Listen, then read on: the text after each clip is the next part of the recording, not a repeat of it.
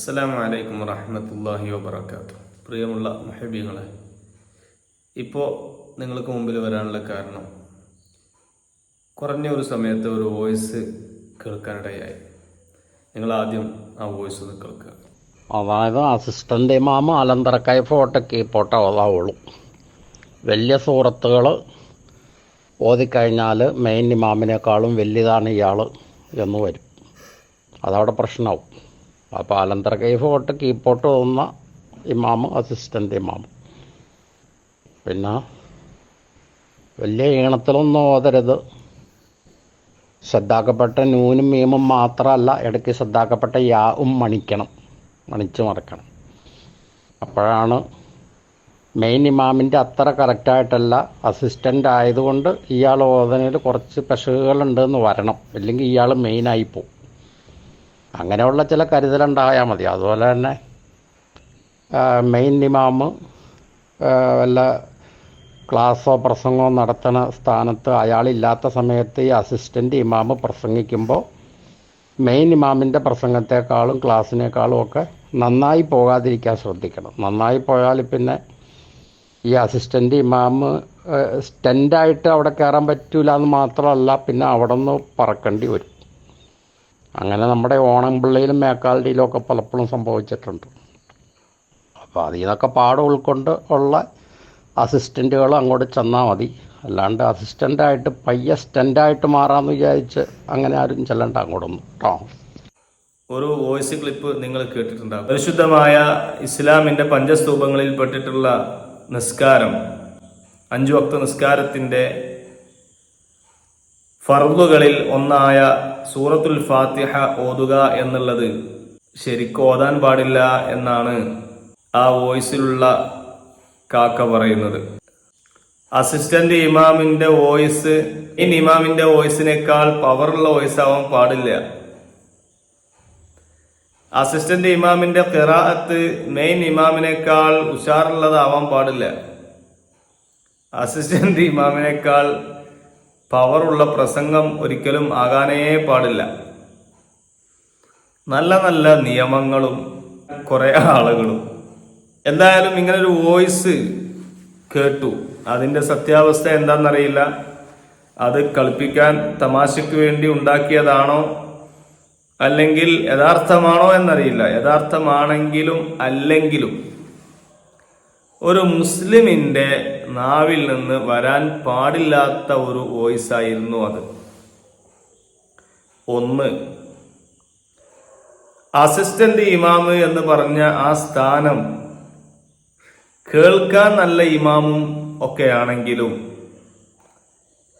ചില നാടുകളിൽ അസിസ്റ്റന്റ് ഇമാമ് എന്ന് പറയുന്നത്, പാലക്കാടൊക്കെ ഞാൻ പോയിട്ട് അത് കണ്ടിട്ടുണ്ട്.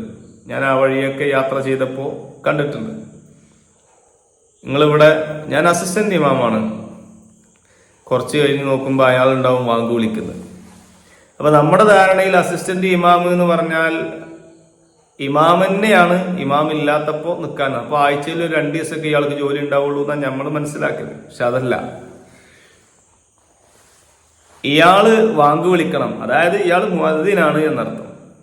ആ മുഅദ്ദിന് ഉണ്ടായിരിക്കേണ്ട ക്വാളിഫിക്കേഷനാണ് ഇപ്പൊ ഈ പറഞ്ഞതൊക്കെ. എന്നാൽ യഥാർത്ഥത്തിൽ ഈ ഖത്തീബിനേക്കാൾ ഇസ്ലാമിൽ സ്ഥാനമുള്ളത് മുഅദ്ദിനാണ് എന്നുള്ളത് ഈ വോയിസ് വിട്ട ആൾക്കും അറിയില്ല, ഒരുവിധ മുഖ്യ ആളുകൾക്കും അറിയില്ല. അത്വലുൻ നാസി അഅനാഖ എന്ന് ഖിയാമത്ത് നാളിൽ ഈ വാങ്ക് വിളിക്കുന്നവർക്കുള്ള വിശേഷണങ്ങളെ മുത്തുനബി പറഞ്ഞതിൽ കാണാം. അപ്പൊ അവര് ആഖിറത്തിൽ വലിയ സ്ഥാനമുള്ള ആൾക്കാരാണ്. ഞമ്മക്ക് മുക്രിയാണ്. മുറഖി എന്നുള്ളത് മുക്രിയായി മാറി. നമുക്ക് മുക്രി മൊല്ലാക്ക, നമുക്ക് സ്ഥാനമൊന്നുമില്ല. പക്ഷെ അള്ളാഹിന്റെ അടുത്ത് ഏറ്റവും കൂടുതൽ സ്ഥാനമുള്ള ആളുകൾ ഇവരാണ്. കാരണം ഹയ്യ അലസ് സ്വലാഹ്, ഹയ്യ അലൽ ഫലാഹ്, അസ്സലാത്തു ഖൈറും മിനൻ നൗം. ഇവരെ നാവ് കൊണ്ട് ദിവസവും 5 തവണ 5 നേരങ്ങളിൽ 10 പ്രാവശ്യമെങ്കിലും അവർ വിളിച്ചു പറയുന്നുണ്ട്. അത് ജനങ്ങൾ കേൾക്കുന്നുണ്ട്. അതിന്റെ പുറമെ ഇഖാമത്തിന്റെ സമയത്ത് ഓരോ പ്രാവശ്യം അതും പറയുന്നുണ്ട്. അപ്പൊ സ്ഥാനം കൊണ്ട് ഏറ്റവും ഉന്നതിയിലുള്ളത് ഈ മുഅദ്ദിൻ എന്നുള്ളതാണ്. അതൊക്കെ അവിടെ നിൽക്കട്ടെ, അത് മറ്റൊരു വിഷയം.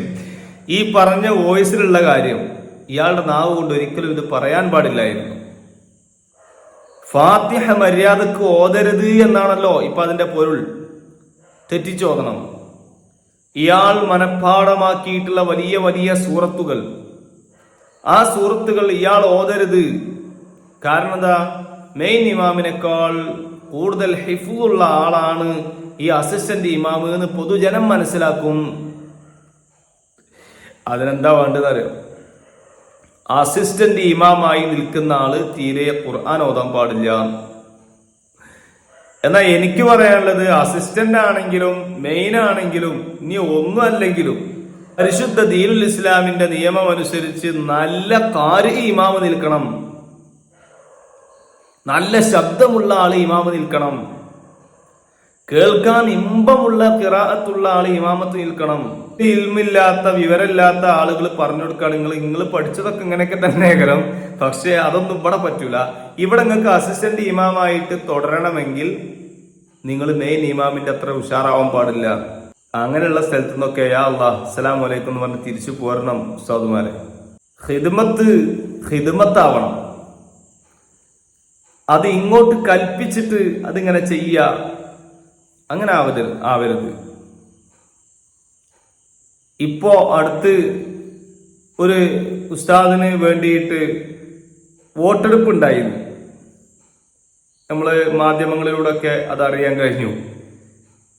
നമ്മുടെ തിയറി, എന്റെയൊക്കെ തിയറി, അങ്ങനെ ഒരു വോട്ടെടുപ്പിന് നിൽക്കേണ്ട ആവശ്യമില്ല. മഹല്ലിലെ 1-2 ആളുകൾക്ക് നമ്മളോട് താല്പര്യമില്ല എന്ന് പറഞ്ഞ് കേട്ടാൽ തന്നെ സലാം പറഞ്ഞ് വിടണം. നമ്മളെ കാരണം കൊണ്ട് ആ മഹല്ലിൽ ഒരു പ്രശ്നം ഉണ്ടാവരുത്, അവിടുന്ന് വിട്ടോളണം. പിന്നെ നമുക്ക് തവക്കുൽ ഉണ്ടെങ്കിൽ ദുനിയാവിന്റെ അകത്ത് ഒരു പേടിയും പേടിക്കാനില്ല. അപ്പൊ ഇങ്ങനെയുള്ള കുറെ കുബുദ്ധികളായ ആൾക്കാർ കമ്മിറ്റിയിലും നാട്ടിൽ നേതൃത്വം നൽകാനും ഉണ്ട് എങ്കിൽ ഒന്നുകിൽ അവരെ നേരിടാനും അവർക്ക് കാര്യങ്ങൾ മനസ്സിലാക്കാനും ഉള്ള ത്രാണിയും യോഗ്യതയും ഉള്ള ആളുകൾ അത് തിരുത്തിയിട്ട് പോരാ.